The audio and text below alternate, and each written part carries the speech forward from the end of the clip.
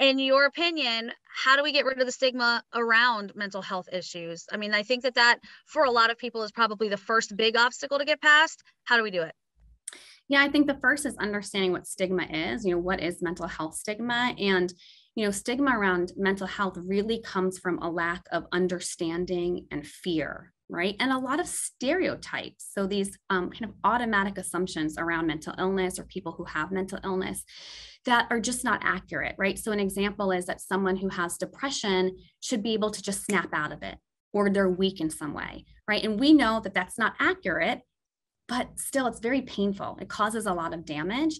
And so when we have mental health stigma and we have these stereotypes around mental illness, it leads to a lot of negative consequences. And so for a person feeling depressed, for example, they may, start to have worsening symptoms. They may start to feel shame, which of course we don't want. That's terrible. We don't want that to happen.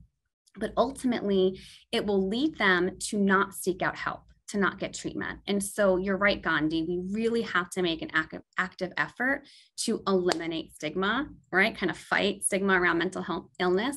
And I think how we do this is really making an active effort to learn more about mental illness, because remember, stigma comes from fear and not understanding something about a particular issue or person. So I would encourage everybody to really make an active effort to educate yourselves, learn about mental illness. That is a huge thing to fight stigma. And then we also know that if we have experienced a mental health issue or we know someone who has, that can help reduce stigma, because it really normalizes it. That person, right? All of the kind of, misperceptions and myths that you maybe have thought before, those kind of go away because you realize they're not true. So I think luckily, who says luckily about the COVID-19 pandemic, but luckily the fact that so many of us have now encountered some amount of mental illness in our lives, our own stress, a loved one, I'm hopeful that that's actually getting us on the path to reduce stigma. I agree. And I think one of the other ways to reduce that is to just really understand, no matter how alone you feel, you're not alone. There are people that feel the exact same way that you do. There are people who deal with the same things that you do. And there are lots of people who may be looking to you to set an example. Sometimes you just have to be that person to take that first step. So I think you've given a lot of really, really great advice here. And hopefully people watching this might be thinking, all right, let me do it. Let me make the move. I'm going to take this first step.